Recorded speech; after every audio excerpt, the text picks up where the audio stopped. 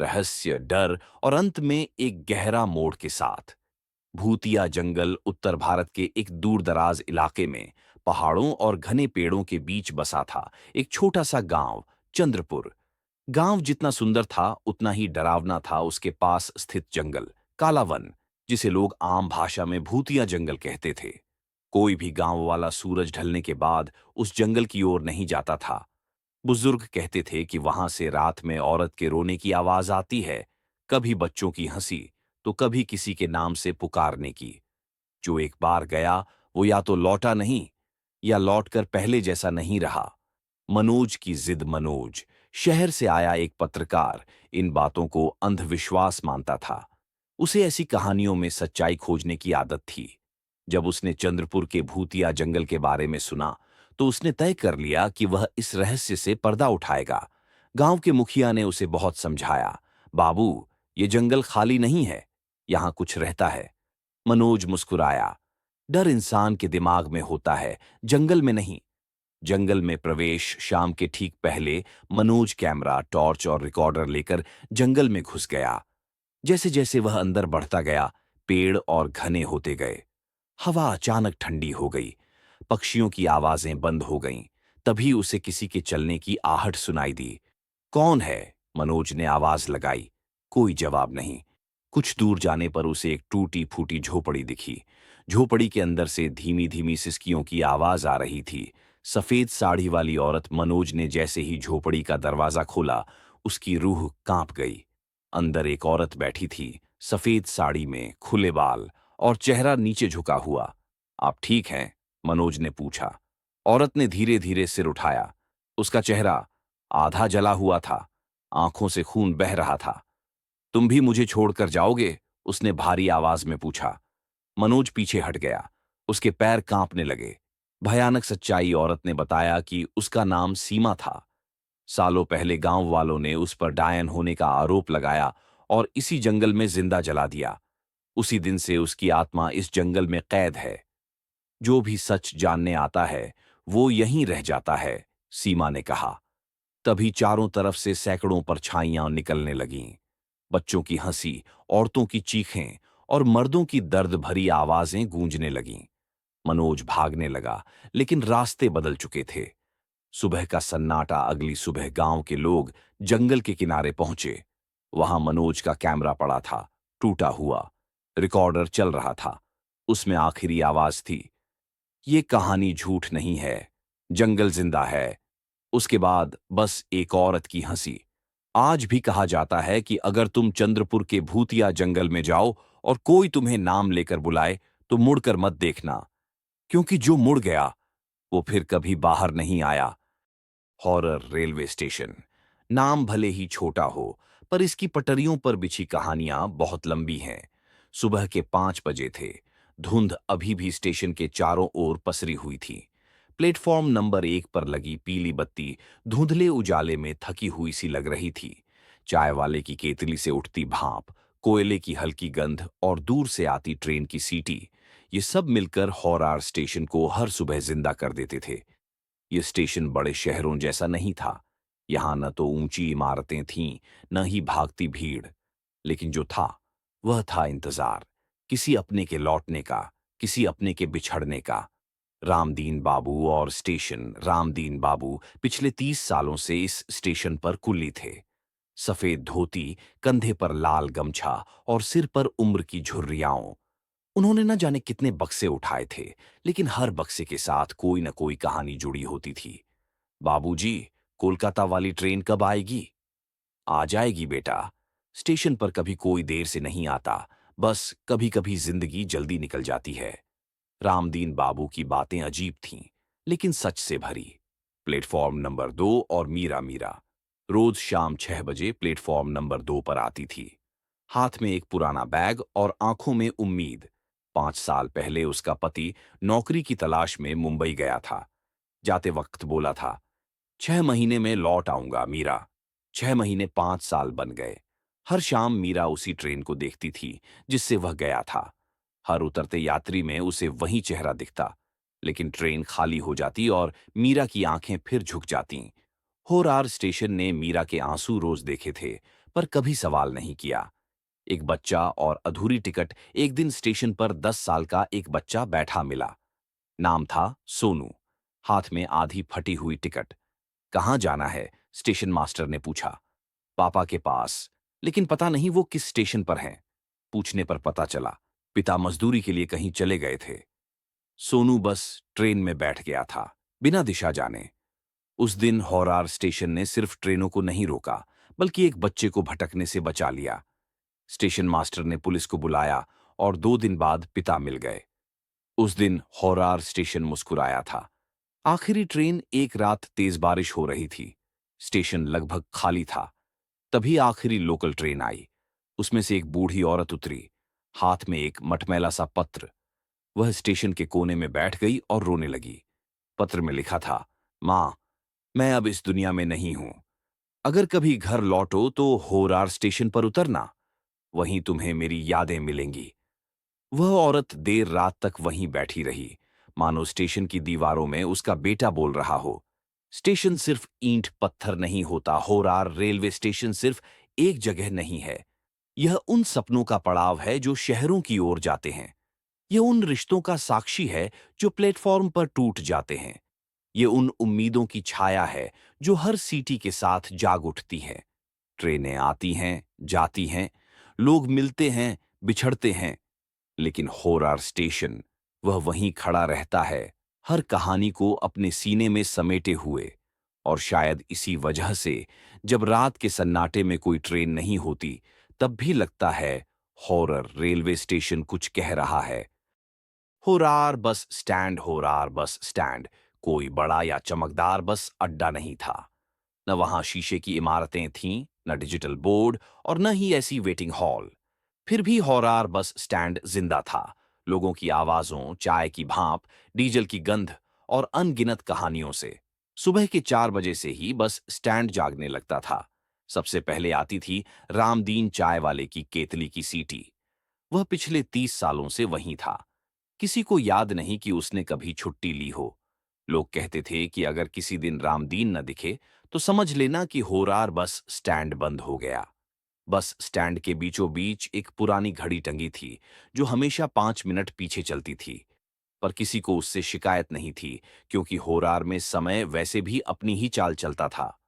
सुबह की भीड़, सुबह की पहली बस राजधानी के लिए जाती थी।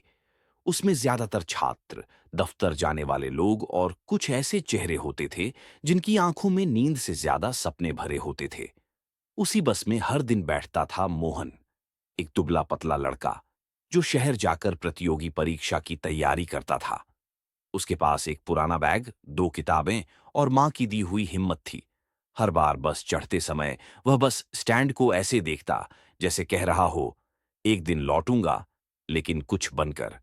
दिन का सन्नाटा, 10 बजे के बाद बस स्टैंड कुछ शांत हो जाता। तभी आते थे गांव से सब्जी बेचने वाले, मजदूर और दूर दराज से आए मुसाफिर। बस स्टैंड के कोने में बैठता था रहमत मियां, जो कभी ट्रक ड्राइवर हुआ करते थे। अब उम्र और बीमारी ने सफर छुड़ा दिया था। वह वहीं बैठकर लोगों को पुराने जमाने की सड़कें, लुटेरे और रात की यात्राओं के किस्से सुनाते। बच्चे उनके चारों ओर घिर जाते और वक्त कैसे बीत जाता पता ही नहीं चलता। दोपहर की धूप और चुप्पी। दोपहर की धूप में बस स्टैंड सुस्त पड़ जाता। बसें कम हो जाती, आवाजें धीमी। रामदीन चाय वाला अपनी बेंच पर बैठकर अखबार पढ़ता और कंडक्टर पेड़ की छांव में झपकी लेते। इसी वक्त अक्सर आती थी सरोज, एक औरत जो हर हफ्ते अपनी बेटी से मिलने शहर जाती थी। उसकी बेटी नर्स थी। सरोज हर बार वही मिठाई ले जाती और हर बार कहती, बस 2 दिन रुकूंगी। लेकिन उसकी आंखों में छिपी उदासी सब समझ लेते थे। शाम का लौटता शोर शाम होते ही बस स्टैंड फिर जिंदा हो उठता। काम से लौटते लोग, स्कूल से भागते बच्चे और बाजार की थकान लिए चेहरे। मोहन भी लौटता, थका हुआ लेकिन उम्मीद से भरा। कभी वह रहमत मियां के पास बैठ जाता, कभी रामदीन की चाय पीता। बस स्टैंड उसके लिए सिर्फ आने जाने की जगह नहीं था, बल्कि एक ठहराव था जहां वह खुद को समझ पाता था। एक खास दिन, एक दिन खबर फैली कि होरार बस स्टैंड को तोड़कर नया टर्मिनल बनेगा। बड़ी इमारत, नई दुकानें, चमकदार बोर्ड। कुछ लोग खुश थे, कुछ उदास। रामदीन चुप था। रहमत मियाँ की आंखें नम थीं। मोहन ने पहली बार महसूस किया कि यह बस स्टैंड सिर्फ ईंट पत्थर नहीं, बल्कि लोगों की जिंदगी का हिस्सा था। उस शाम बस स्टैंड पर कुछ अलग ही माहौल था। लोग देर तक रुके, बातें की, हंसे, रोए। समय बदला, यादें रहीं। कुछ महीनों बाद नया बस टर्मिनल बन गया। सब कुछ नया था, लेकिन कुछ खो गया था। रामदीन अब एक कोने में छोटी सी दुकान चलाता था। रहमत मियाँ कम आते थे। मोहन एक दिन बस से उतरा, इस बार नौकरी की नियुक्ति पत्र के साथ। उसने नए टर्मिनल को देखा, फिर मन ही मन पुराने होरार बस स्टैंड को याद किया। वह मुस्कुराया और बोला, जगह बदल गई है, पर सफर अभी बाकी है। भूतिया गांव घने जंगलों और ऊंचे पहाड़ों के बीच बसा था एक छोटा सा गांव, सोनापुर। कभी यह गांव अपनी हरियाली, खुशहाल लोगों और मेलों के लिए मशहूर था। दूर दूर से व्यापारी आते, बच्चों की हंसी गूंजती और शाम को हर घर से चूल्हे का धुआं उठता दिखाई देता। लेकिन समय के साथ सोनापुर का नाम बदल गया। अब लोग उसे भूतिया गांव कहने लगे थे। गांव का रहस्य कहते हैं लगभग 50 साल पहले गांव में एक भयानक घटना घटी थी। उस रात अमावस्या थी, आसमान में बादल छाए थे और तेज हवाएं चल रही थीं। आधी रात को अचानक गांव के मंदिर की घंटियां अपने आप बजने लगीं। लोग डर के मारे घरों से बाहर नहीं निकले। सुबह जब सूरज निकला तो देखा गया कि गांव के कई लोग गायब थे। न कोई निशान, न कोई आवाज। उसके बाद एक एक करके परिवार गांव छोड़कर चले गए। कुछ कहते थे कि उन्होंने सफेद कपड़ों में परछाइयां देखीं, कुछ ने बच्चों के रोने की आवाजें सुनी, तो किसी ने सूने कुओं से आती हंसी की बात कही। धीरे धीरे सोनापुर पूरी तरह वीरान हो गया। अर्जुन का आगमन कई साल बाद। अर्जुन नाम का एक युवा पत्रकार इस गांव के बारे में सुनता है। रहस्यमयी कहानियां उसे आकर्षित करती हैं। लोग उसे रोकते हैं, डराते हैं, लेकिन अर्जुन सच जानना चाहता था। एक रात वह कैमरा, टॉर्च और डायरी लेकर सोनापुर पहुंच जाता है। गांव में कदम रखते ही उसे अजीब सी ठंडक महसूस होती है।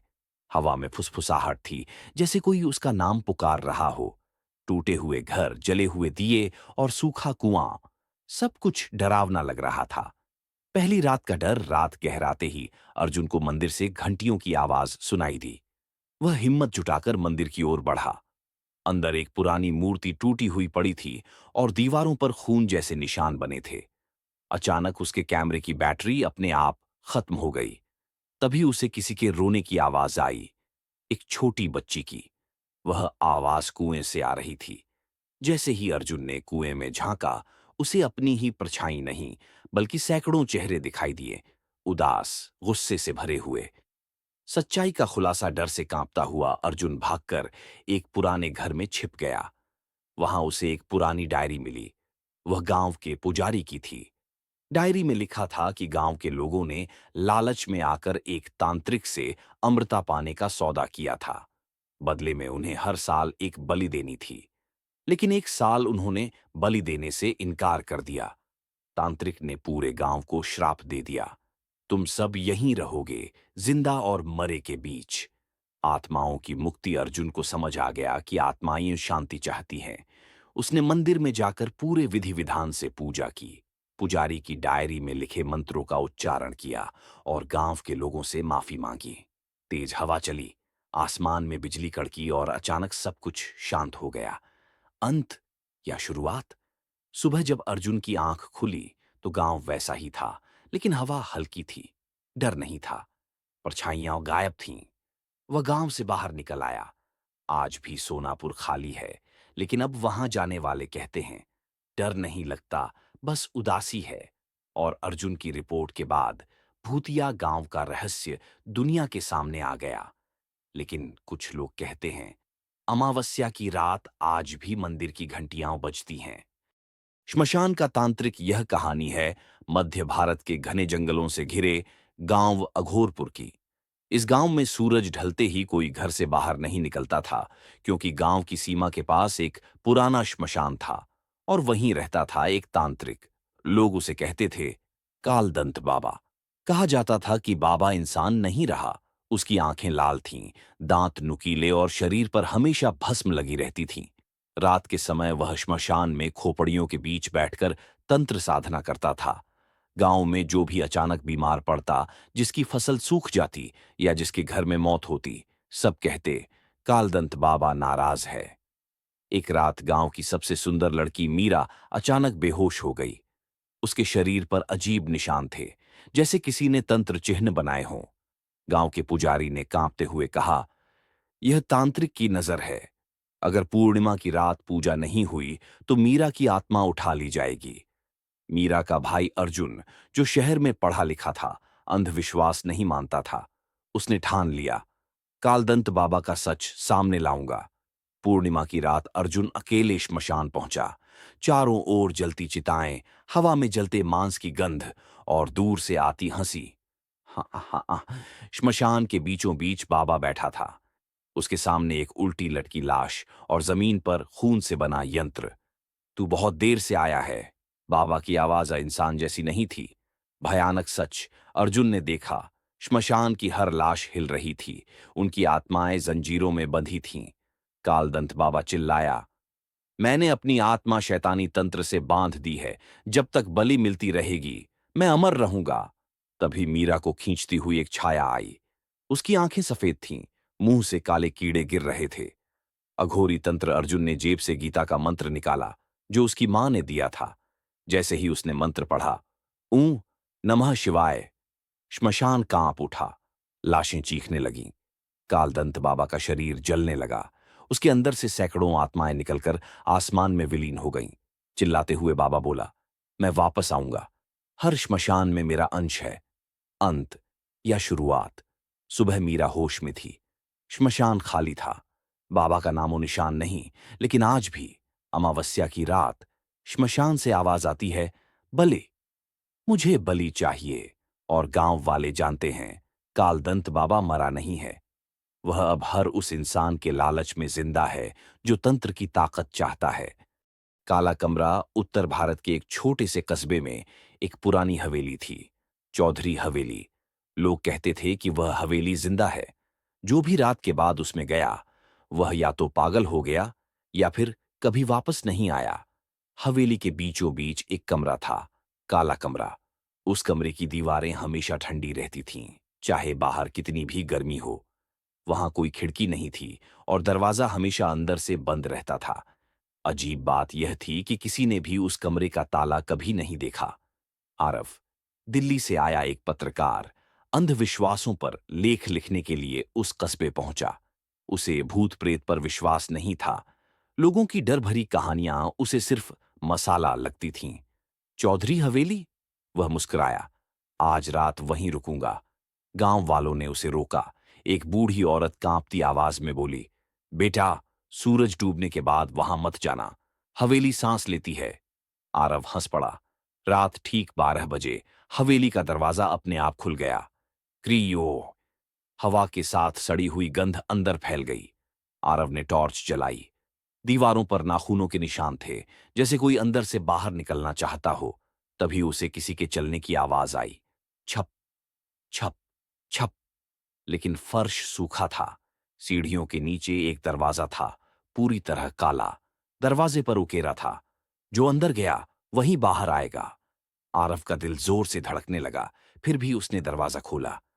अंदर कुछ भी नहीं था, सिर्फ अंधेरा। जैसे ही वह अंदर गया, दरवाजा जोर से बंद हो गया। धड़ाम। टॉर्च बुझ गई। आवाजें अंधेरे में फुसफुसाहटें थीं। आरव, हम यहीं हैं, हम भूखे हैं। उसने भागने की कोशिश की, लेकिन जमीन चिपचिपी थी, जैसे खून सूख चुका हो। तभी दीवारों से चेहरे निकलने लगे, बिना आंखों के, बिना चमड़ी के। सब एक साथ बोले, तुम हमें देख सकते हो, क्योंकि अब तुम भी हमारे जैसे हो।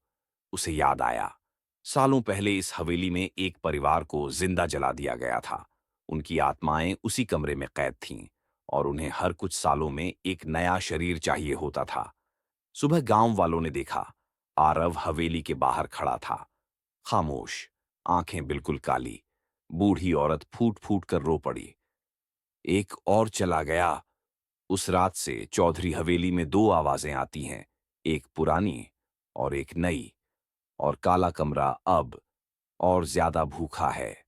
शहर से बहुत दूर, घने जंगलों और टूटी फूटी पहाड़ियों के बीच एक पुराना किला खड़ा था। लोग उसे भूतिया किला कहते थे। दिन में वह सिर्फ एक खंडहर लगता, लेकिन जैसे ही सूरज ढलता, किले की दीवारों से अजीब सी सिसकियां सुनाई देने लगतीं। गांव के बुजुर्ग कहते थे, जो सूरज ढलने के बाद किले में गया, वो या तो पागल हुआ या फिर कभी लौटा ही नहीं। कहा जाता है कि यह किला सैकड़ों साल पहले राजा भैरव सिंह ने बनवाया था। राजा बहुत शक्तिशाली था, लेकिन उतना ही क्रूर भी। उसने किले में कई निर्दोष लोगों को कैद किया और कईयों की हत्या करवाई। राजा की एक बेटी थी, राजकुमारी चंद्रलेखा, जो बेहद दयालु थी। वह चोरी छिपे कैदियों को खाना और पानी दिया करती थी। एक दिन राजा को इस बात का पता चल गया। गुस्से में आकर उसने अपनी ही बेटी को किले की सबसे ऊंची मीनार में बंद कर दिया। कुछ ही दिनों में राजकुमारी की वहीं भूख और प्यास से मौत हो गई। मरते समय उसने किले को श्राप दिया, जब तक इस किले में अन्याय की दीवारें खड़ी रहेंगी, तब तक मेरी आत्मा यहां भटकेगी। सालों बाद चार दोस्त, अमन, राहुल, पूजा और स्नेहा, उस किले के बारे में सुनकर वहां जाने का फैसला करते हैं। उन्हें लगता है कि ये सब अफवाहें हैं। शाम होते होते वे किले के अंदर पहुंच जाते हैं। अचानक दरवाजा अपने आप बंद हो जाता है। हवा में ठंडक फैल जाती है। दीवारों से किसी के रोने की आवाज आती है। पूजा ने कांपती आवाज में कहा, यहां कोई है। तभी उन्हें सफेद साड़ी में एक लड़की दिखाई देती है, जिसके पैर जमीन को छू ही नहीं रहे थे। उसकी आंखों से आंसू बह रहे थे। वह आत्मा राजकुमारी चंद्रलेखा थी। उसने उन्हें अपनी कहानी सुनाई और कहा, मुझे मुक्ति चाहिए।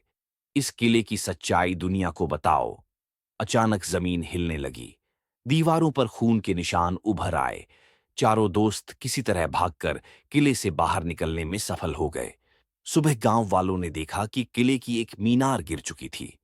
उस दिन के बाद किले से रोने की आवाजें बंद हो गईं। हवा अब उतनी भारी नहीं लगती थी। लोग कहते हैं कि राजकुमारी की आत्मा को शांति मिल गई। लेकिन आज भी अगर कोई अमावस की रात उस किले के पास जाए, तो दूर से एक आवाज सुनाई देती है, सच को कभी मत छुपाना।